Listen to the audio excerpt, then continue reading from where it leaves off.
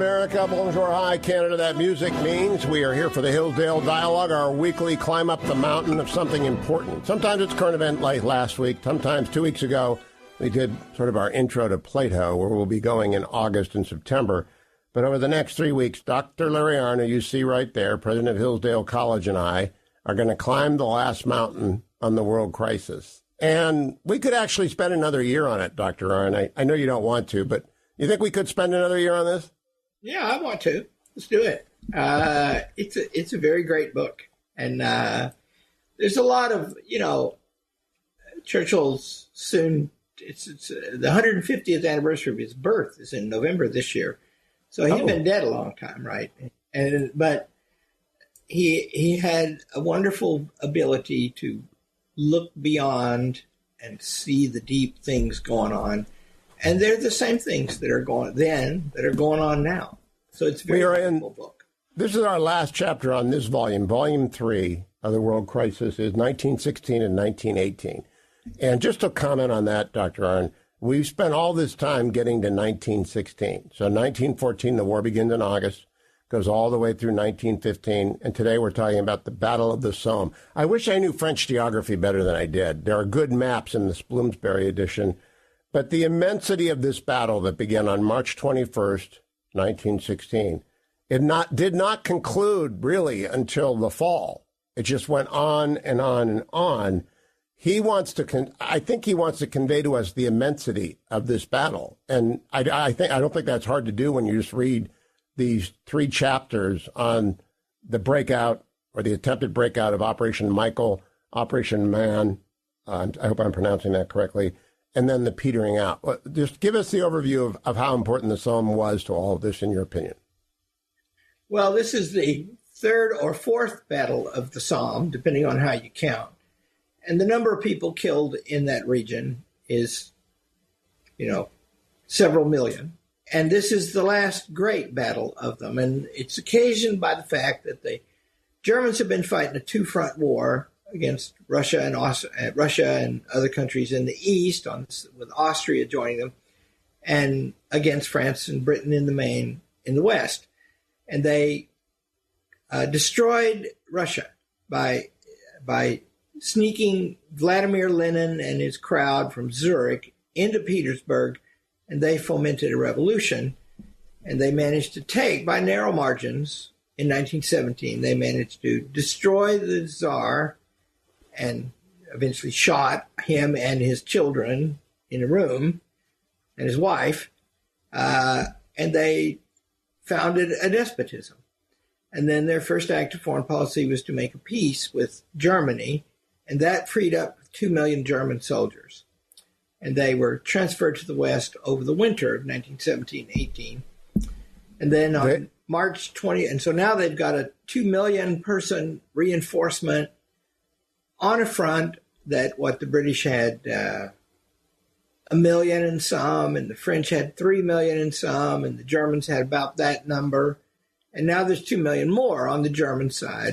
And they prepared a massive attack to try to, and they had a series of objectives, none of which they met ever.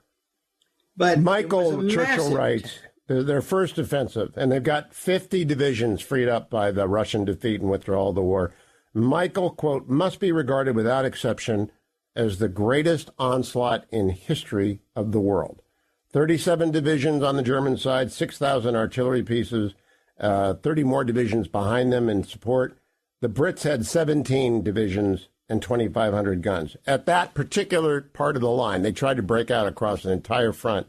But at this first day on March 21st, 1916, there are 750,000 Germans charging 300,000 Brits. And it's pretty remarkable that it didn't break through, Dr. Arnn, because it's such a staggering... The front moved a lot. It was almost as far as in the first German onslaught in 1914. They got, almost within hailing distance of Paris. And they moved the front, many miles. But then they couldn't Churchill describes it because, it's shocking. They knew it was coming, too. Oddly enough, Churchill was there in France on March the 21st, and he was with the great French premier Clemenceau, known as the Tiger, who had a lot to do with the French surviving the war and winning. And he saw that Churchill had a way of being in the place that mattered by accident often. And he saw the first onslaught. He heard noise, guns, and then he saw a horse, a rider's the horse, run over a hill. And they stopped the horse and said, "Ooh, maybe this is it." And it was it.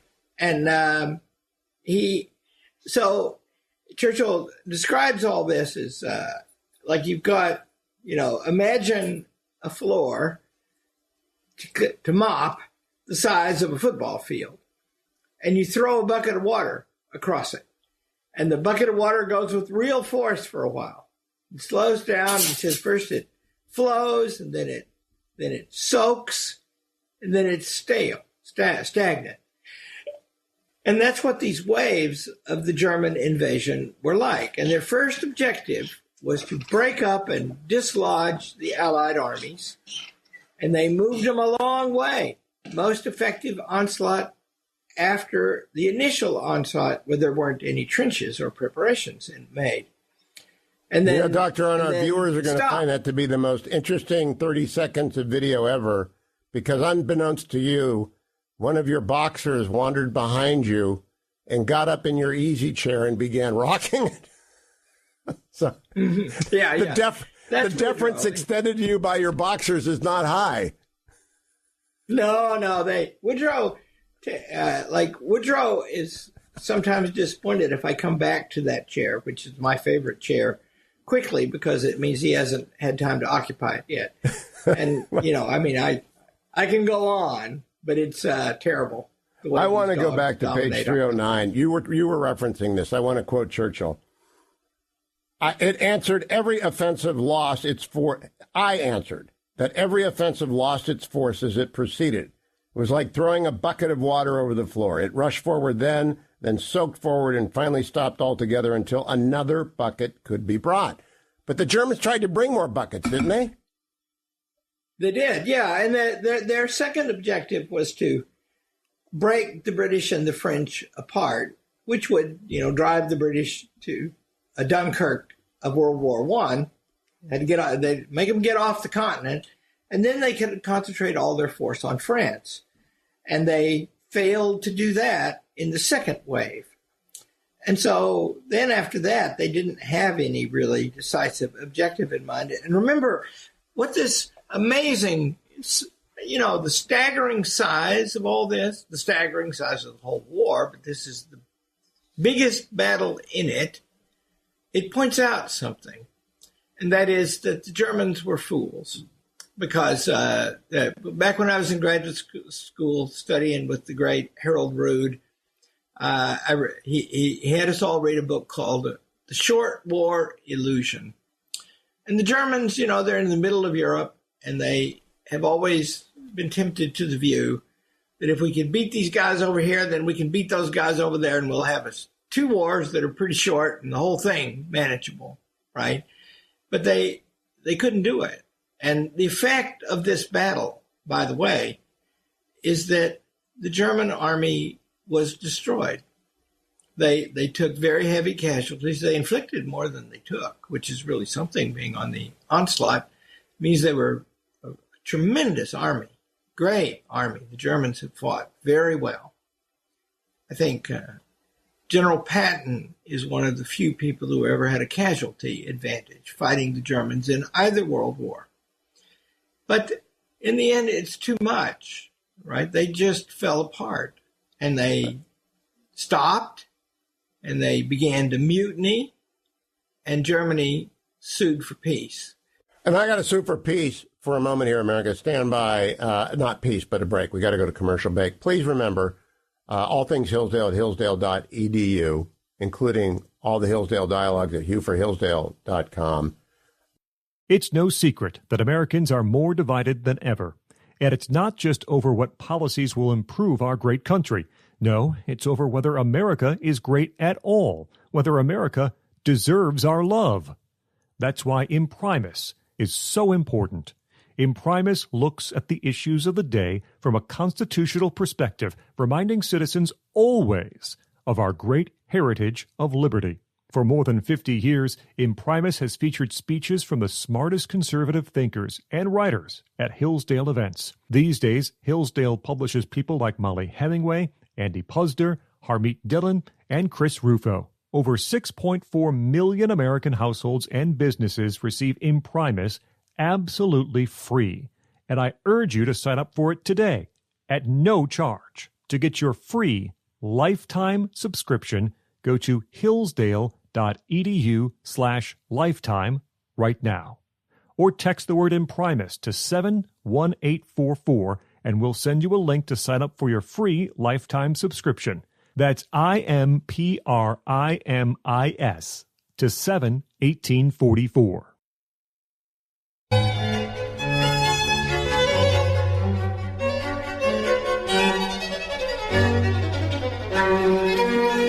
Welcome back, America. I'm Hugh Hewitt. The Hillsdale Dialogue is underway. All things Hillsdale at hillsdale.edu. Go check out all of their wonderful video courses. Enroll in the Imprimis newsletter. Back to Dr. Arnn. Let's just finish up 1916 first. I hold that the Germans, judged by the hard test of gains against losses, were decisively defeated. Ludendorff failed to achieve a single strategic objective. That meant... Well, I want to run the statistics down as well. This is from page 328, if anyone is reading with us. During these 40 days, beginning on March 21st, the British Army had lost in officers 2,161 killed, 8,619 wounded, 4,023 missing or prisoners of war, 25,967 killed, 172,719 wounded, and 89,380 missing or prisoners. A loss of 14,803 officers and 288,066 men. I just don't think we can grasp this.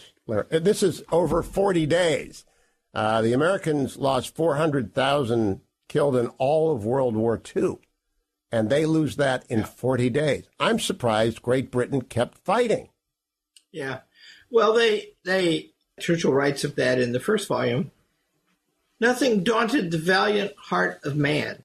You know, people can be very brave defending their country, including, happily, of the free countries.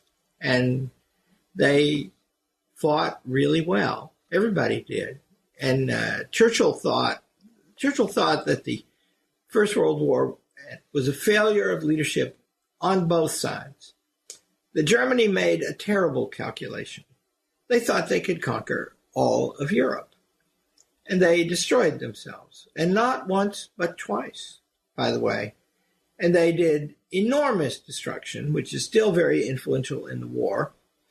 And then Churchill's faulted the British and for not understanding the war and the cost of it and fighting it in a way to minimize that all along.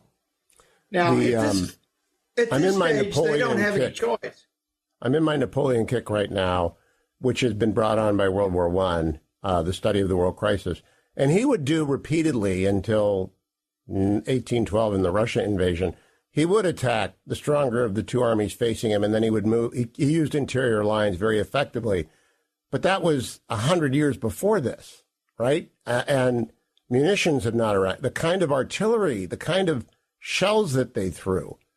And I'm kind of amazed that Great Britain got back first on its knees and then on its feet in time to win World War II without anybody else, alone, right? They do this alone.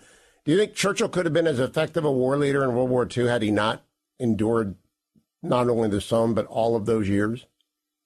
Well, I think he learned a lot. But you have to remember about Churchill that his main argument in this book that we've spent time on, great prophet in my opinion, the main arguments of that are present in Winston Churchill in the River War and in his early speeches in Parliament from 1898. He was then 24, 26, and he had grasped some essential things. And that would have led him to command the First World War very differently, but he was never in command of it. He advocated the things he would have done, which was what? Once we got them stopped, and we got our trenches, and we got our machine guns, and we got our barbed wire, and we got our artillery, then we should not try to advance against them. We should figure another way. And he had those two great ways. The tank was one of them, and the trip around through the Dardanelles, or some flanking maneuver of the whole continent, where it was the other. Because these losses that we're taking are themselves a defeat. The exhaustion of the victors will be scarcely distinguishable from the exhaustion of the vanquished, he writes, you see. And so that, in this, the period after the war was terribly difficult all over Europe. They suffered for it for years after the war was over. And the way they settled it, which was not to settle it, the way they settled it led to World War II. That is a known fact. Don't go anywhere, America. I'll be back with Dr. Arnn. Stand by. It is a known fact. The way they settled it in World War I led to World War II, the Treaty of Versailles. The Hillsdale Dialogue continues after these breaks. Stay tuned to the Hugh Hewitt Show.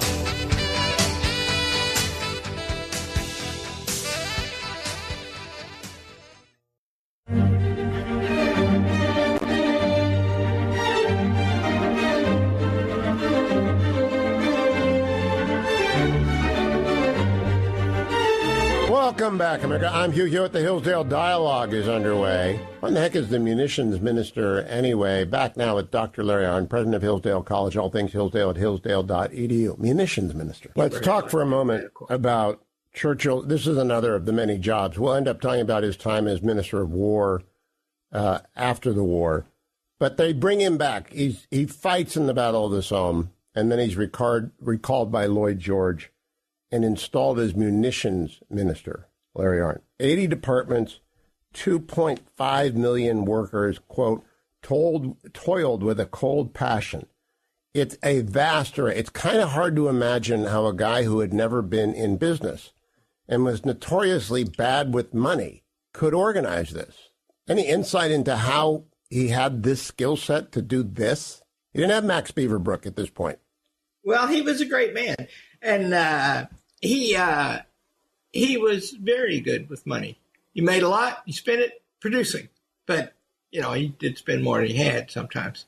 Well, he lost it all in the stock market, except for his buddy having invested the opposite of every way he'd said. Yeah, he got his, Churchill's career survived by narrow margins. Well, first of all, I happened to have written my doctoral thesis about this period in Churchill's life. Martin Gilbert put me onto it. And I read it a few years ago and think now that it's not as bad as I remember it.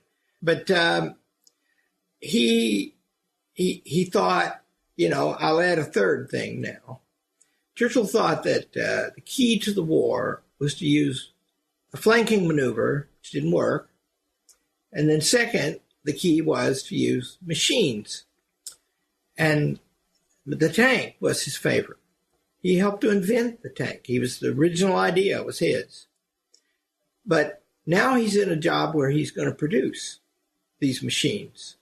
And, after the first wave of the German attack in March 1918, and they lost, they used, and they had captured enormous amount of guns and ammunition and artillery. And then they had a cabinet meeting, and they said, can we make good these losses? And Churchill said, already been done, on its way. You see, because he thought his contribution could be to produce the machines that would stop the wastage or mitigate the wastage of lives in the war. And now we should talk. We should talk about the fact that America comes to the rescue. Churchill spends a lot of time, we'll talk a little bit about it next week, about what ifs and might have happened, but he is awfully glad America gets in On page 347, he writes, I had long been disappointed at the slow rate at which the American troops were being transported across the Atlantic, and skip a few paragraphs. To fight in defense of his native land is the first duty of the citizen, but to fight in the defense of someone else's native land is a different proposition. And the United States made all the difference, Dr. Arnn. I'm not sure that many Americans are aware of that, but as you said, both sides were exhausted. We were not. Yeah. Well, we had 1 million people in this battle, and Pershing, who was a very great man, General John Pershing, Black Jack, they called him, he wanted to keep the American troops together and deploy them as trained individual units. And one big army, put it somewhere and let's see what we can do. But he surrendered that and he let them go in more piecemeal. And that meant they arrived faster and they fought very well early on and from the beginning. And it took a lot of casualties. And it was a wonderful, even in this mass warfare, by the way, where there wasn't a good way for anybody to fight these battles because they were going to be very costly with all that equipment to kill people right there. There are going to be a lot of deaths, right? But there's a wonderful picture painted in William Manchester's biography of General MacArthur, who was in the trenches in the First World War. Oh, that's right. I'd forgotten that. He's one of the two. I'd forgotten that. One of the two people I know of who fought it with dash from the trenches. The other one is Winston Churchill. And he wore a white scarf and carried his pipe and a baton. And he would charge with his scarf flowing. And he was, really good at war. And his glory comes from the fact that he was really good at figuring out what Churchill says in his second volume, which is generals win their fame by contributing maneuver and not so much slaughter. And so anyway, but not in the First World War. He was he was a divisional commander, but he was in the trenches, and our coming in and our getting those troops there helped to stop the Germans and lead to their exhaustion. But for that. And you mentioned something that Churchill put a lot of emphasis on. Pershing, though he retained ultimate control of all the Americans, did not insist that the Americans fight as a unit, although, for example, the Marines at Belleau Wood did. But wherever they were needed, that's where the American doughboys went, and that provided the edge. I don't think they're there when Ludendorff tries the Ludendorff offensive. The last gasp of the Germans comes in 1918, probably because they see the Americans arriving en masse, even though we were slow after the declaration of war to do so. And Churchill kind of marvels that America would allow their men to be commanded in situ by British or French generals. I'm not surprised that it happened a lot in World War II. For example, during the Battle of the Bulge in World War II, part of Omar Bradley's corps got transferred, Americans got transferred over to Montgomery's, and they just fought under Montgomery's direction for a while. Yeah, that's right. And they, I pray still it's true. We've proved over and over that we are a great fighting people that prefers not, and right that we prefer not, necessary that we're able to do it. And we certainly proved that in the First World War. I want to talk now, Larry, about the Germans walking past an offer of an armistice, not the one they eventually capitulated to. Churchill writes, the sudden collapse of the Germans. When the great organizations of this world are strained beyond their breaking point, their structure often collapses at all points simultaneously. That's what happened. But before then, Ludendorff tried an offensive. It was repelled. And then the Allies attempted to provide respite to them, tried to come back to them and say, hey, let's call it a day. And the Germans wouldn't settle. What do you think was the German problem? Well, it's the whole problem, right? Aristotle says if you live your life a certain way, eventually you won't be able to change. They undertook this whole thing, right? And this is Ludendorff's great chance to finally win the dang thing. And remember, they thought they could win it fast. And it only made sense for them like that. And so now they put everything together, this intelligence operation. It was German intelligence that put the poison bacillus, Churchill called it, of Lenin and his team into St. Petersburg. And in a great coup, that worked, right? They were not about to get the Soviet Union, Russia, out until they turned it into the Soviet Union. And so this is their golden chance. And we've got time. They took months to transfer those 2 million men to the West. And we've got time to think it out. And we've learned from the war. And we're going to launch this great thing. And everything depends upon intensity and scale, right? So Churchill says the surprise was not in when it happened or even where it happened. It was that it happened everywhere and at such a scale and intensity. And so they thought if we could just keep that up for another month or two. And they kept that up into October 1918, when the German army basically stopped fighting. And if you want to understand that, we had a wonderful conference on World War I here on the campus one time, and you can watch the tapes of it. But one of the speeches was given by a British historian by the name of Lord Egremont, Egremont, Egremont. And he wrote about the poetry of the First World War. And there's a poem that he read aloud by a German soldier who was in that offensive in 1918. And he says that his world for weeks was red with blood, that they couldn't see anything except red. And every day was a day doused in blood. And they went on like that for week after week after week. And then they stopped. They couldn't do it anymore, you see. And that was not enough to get the job done. And that meant that's just like the initial calculation of the Germans going into the war. They thought they could do it by strength and do it in a hurry. They found out they couldn't. And then they thought they could do it by strength at the end. And remember, it was not a good thing to be doing from the beginning. They ought not to have wanted to do that.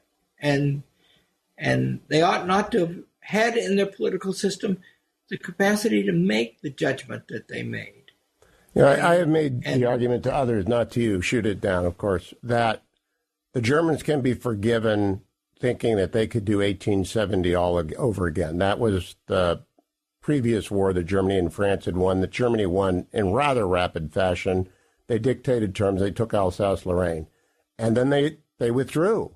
And up until that time, peace treaties could be negotiated fairly quickly after one of the other armies suffered a terrible defeat. That changed in 1812 with Russia and Alexander I, who just simply refused to negotiate. He just refused. So he burned Moscow to the ground, he retreated backwards, and he eventually forced Napoleon out. And when he came back, there was one battle, and he lost that against Wellington and the Germans. Whether you've just started teaching or spent decades in the classroom, you know there's always more to learn. But where do you start? Well, here at Hillsdale College, we have the answer for you. Tried and True, a primer on sound pedagogy by Hillsdale College professor Daniel Copeland. In this little book, you'll read lessons from more than 25 years of Dr. Copeland's classroom experience. It's all distilled into 14 easy-to-read chapters on lesson planning, assignments, and classroom management, and it will help you improve your skills and inspire you as a teacher, one of our most important professions. Whether you've been in front of the classroom for years or this is your first year, when you read Tried and True, you'll find something to help you keep improving every single day. You don't need to go at it alone. Let Dr. Copeland's real-world experience encourage you and inspire you. You can get your copy today at hillsdale.edu/true. That's hillsdale.edu/TRUE. Thanks for listening.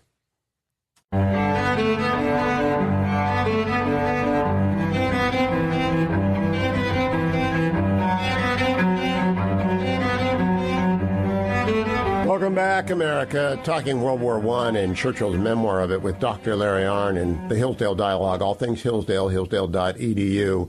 And boy, it's applicable to today. There is so much that is applicable to today in a memoir written 100 years ago. It was written in the 1920s, and it still reads like it should be applied to today. And Dr. Arnn, I just think the parallels are too obvious to ignore. They really thought they could win in a hurry. What a foolish vanity that I hope the Chinese do not have vis-a-vis Taiwan. Putin had it vis-a-vis Ukraine, did he not? Yeah. That's, they, under pressure, it's obvious, by the way, that the greatness of Russia is in question, right? It's smaller population, declining, lots of resources, stable political system, I think, because they do seem to like to have somebody who are near dictators and have for a long time. But they want to recover their greatness. And, for that, they need Crimea. And they think, got to have a route to it. And then the next step is you think our survival depends on this. And it's not clear that it does. But the idea that they could do it fast, my own view is that we should have been offering them a route through the Russian-speaking parts of Ukraine from the beginning and for years since the fall of the Soviet Union. We didn't. And the fall of the Soviet Union is not unlike the sudden collapse of the German army in 1918. And Churchill writes in this volume on page 406, "My mind mechanically persisted in exploring the problems of demobilization. What was to happen to our 3 million munition workers? What could they make now? How would the roaring factories be converted? How, in fact, are swords beaten into plowshares?" In the United States in 1990, going forward, we tried to declare a peace dividend and left ourselves, I think we've talked about this before, empty of the means of production. Not empty, but scandalously thin on the means of production of the weapons of war, so much so that we cannot provide enough to Ukraine, Taiwan, and Israel, two of which are former allies, and one of which is a almost ally, adjacent to NATO. Did we commit the same mistakes in 1990-91 after the collapse of the Soviet Union, first the satellite states and then the Soviet Union, that Great Britain and all of Europe committed after 1918, assuming that war would be no more? Well, with the difference, right? Britain was in a state of, all of Europe was in a state of revulsion against war after the 1918. We were cocksure and full of ourselves. And there's this great argument going on in America about who gets to govern the country and what makes it great. And the old argument is that it's a free people, self-reliant, independent, interested in protecting each other's rights, loyal to the country, that great line of argument that makes America into what it is. And there's this other, and that is that we get to engineer the society. And so let's spend the peace dividend. But we just returned it to people. That would have been cool, but we didn't. And, we've also revolutionized how we do defense policy now. Defense policy in America has grown up out of the industrial base of America, which has been extensively gutted. And if we were going to have a federal government effect on that, it should have been to resist it, because you just figure out, what are we going to need? And you don't know what you're going to need, right? There's an argument going around that is appealing to me. I don't know the truth of it, that our way of making weapons now, very consolidated and big contractors, very fancy weapons, very expensive, don't always work as well as they should. There's often a cheaper alternative, and we don't favor it. That kind of thing, right? Like Israel doesn't use our drones. It makes its own. And theirs are much more numerous and cheaper to make. And they have a lot of precision in the way they're attacking Gaza.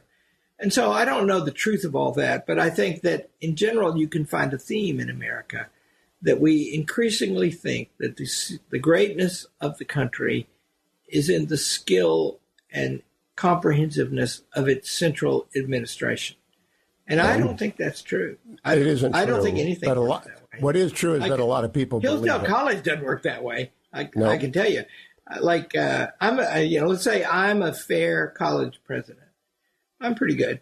But the truth is, the most important thing I know is that we've all got to do it. And, I can't learn for anybody or teach for anybody else. And so or leave them satisfied at the end of 4 years. You can't pretend that you're satisfied if you're not satisfied. If you're a Hillsdale graduate, I've never actually heard a Hillsdale graduate, we'll have to talk about this down the road, complain. Maybe you get them at other points. I've never actually heard them complain. That's it for this week's edition. We have 2 more weeks in the world crisis. Next week, maybe the most poetic passage at the opening of Volume 4 of the World Crisis. Don't miss it. I'll be back with Dr. Larry Arnn. Thank you for listening.